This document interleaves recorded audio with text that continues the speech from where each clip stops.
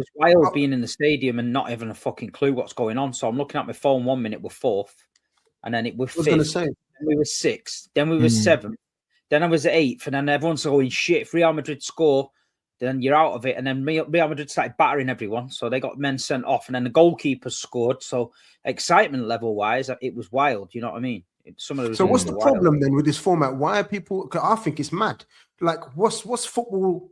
When football games are being played at the same time, the biggest part of the excitement is the jeopardy involved. Like if there's a goal there, that fucks up this situation. If something happens there, that's the maddest thing about football's games being played at the same time. Why do people moan about it then? I don't know. We don't have any power in how to... maybe that's not true.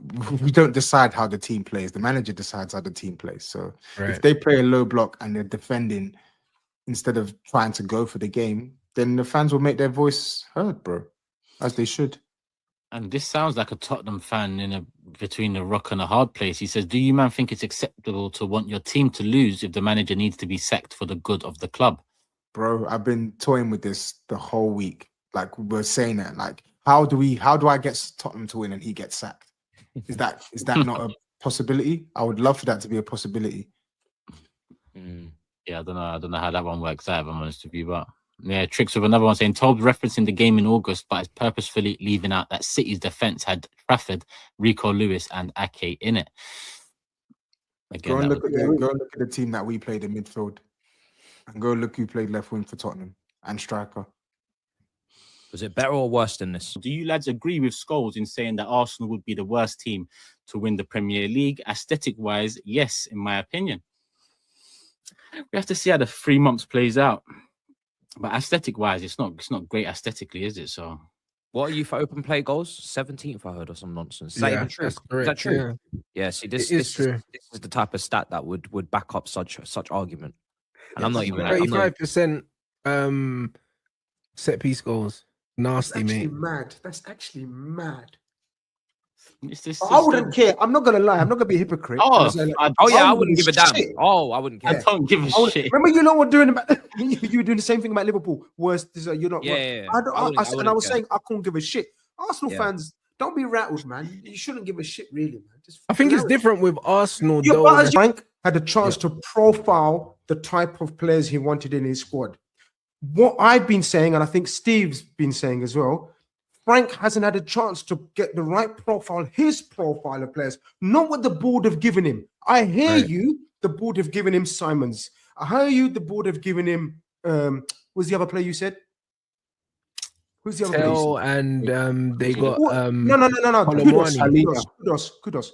I understand they've replaced them attackers with these attackers, yeah? But we don't know, and I'm pretty certain they're not Frank players.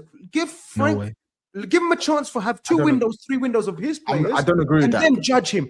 That's I don't agree with that at all. The way we play, there's no way on earth you can say Mohamed Kudus isn't a Frank player because he literally signed him to do the thing he loves most. Just get the ball at the edge of the area. Yeah, but bro, I hear that. But when I look at your midfield, you've got no creative players, yeah? So whose fault is that? Bro, Christian Eriksen, yeah, and Norgard are better on the ball than all your midfielders, bro. But whose fault is that though? Because what's the feeling of the panel in terms of put everything aside in terms of what you want? What do you think happens Sunday? Tottenham win, Man City win, or draw? With the injuries Tottenham have, it has to be a City win. I'm not just saying that from I need it to be. I'm saying with the quality that City have and the injuries that Tottenham have, it cannot go any other way. And Tottenham's home record as well. Forget the fact that, you know, Tottenham's their bogey team and the history. Just going off what is happening right now for Tottenham and their manager and their crowd, their home fans, and what is going on for City in terms of what they need to get done. If they don't win this game, this is the thing. They're not going to be deserving champions if they can't win games like this. They've dropped enough points. It's done now. It's about time to go on a run. You got instant impact coming to the team already from the January window. Strengthened. The manager is a GOAT. That's it now. You're either on it or you're not. If he's your starting midfielder in the Premier League, yeah, you're not finishing in the top 6, like. Yeah, but Sarr isn't a starting Sarr isn't a starting midfielder. Even with the players that are out injured, he's not a starter. I think I don't agree with your assessment on Tell. I think your assessment What's good about Tell? No, I'm saying your assessment of Odebear is my assessment of Odebear and Tell. I'm not out here to tell you that they're amazing, but I've always maintained they're good prospects for me. They've got talent. They're just not ready to be producing for Tottenham on a week-to-week basis. But that's how poorly constructed our team is in certain areas, because you have people at the top of the club who think they can solve first-team problems by just throwing kids at the situation, overpriced kids.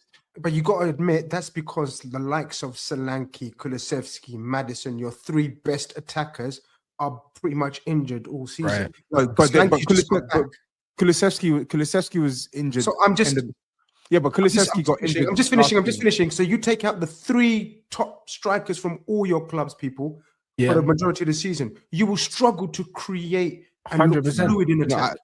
But you know why my sympathies? Do you know why my sympathy is capped? My sympathy is capped because, and this isn't just at Frank, it's at the club as well.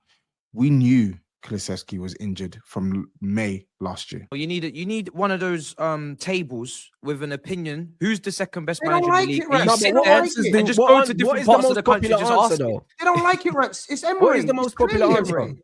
No. I mean, do you agree it's Unai?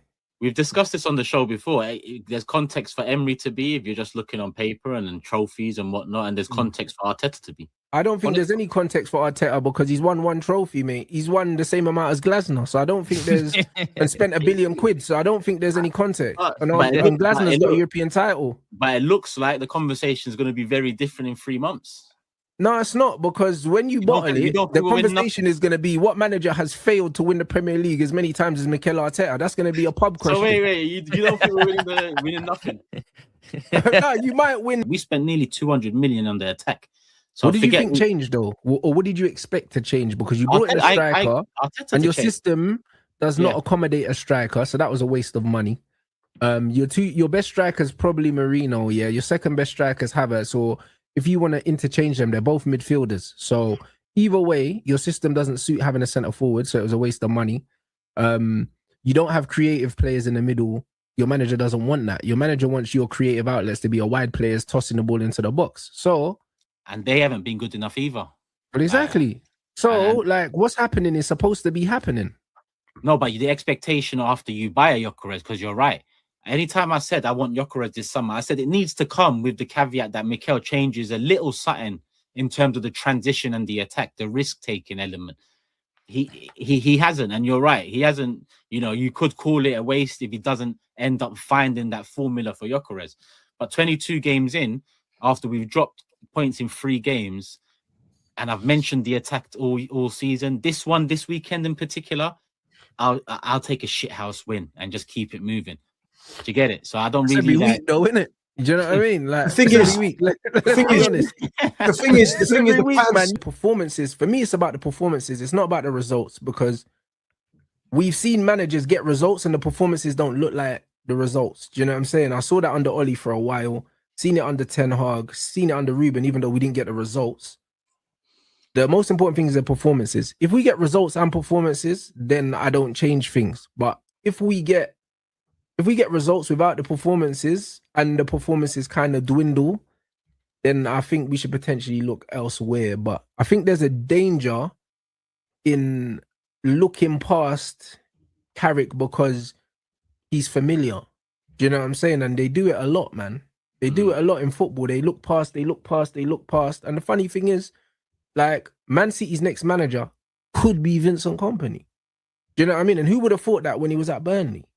Nobody. So I think that it's dangerous looking past certain managers because they're almost too familiar, bro. Do you know what I'm saying? And I think that Carrick is good enough to do the job based on everyone else around. But the other 80 can be the safe stuff, the control, but we're not getting none of that from our attackers. It's cross. So what do you think it is then? But then, because it's one of Madueke tried something off the cuff. Yeah, Madueke. Should I be honest with you? It's one of two things. It's either coaching or your players are not brave when it matters. So either one is concerning. Yeah, I mean, you see, I've had an issue with some of the names that Mikel will go for, right? I think character plays a big part in Mikel's profile for players, right? And I think that can harm the quality of the actual quality of the player again. For example, I think Havertz came in. A lot of the reason why is because he's useful, but he's also someone that would fit in with everyone else and someone that will listen, learn, and do what you need him to do. I think Madueke is a similar signing. Arteta hasn't shown with attackers, the best attackers in the world come with ego. I don't think you can get a great attacker without an ego. Great being the key word here, right? Yeah. I don't think he's learned yet, and until he does manage these kind of great attackers, I don't think he's learned to manage that yet, because I haven't seen the two greatest attackers he's had has been Ozil and Aubameyang.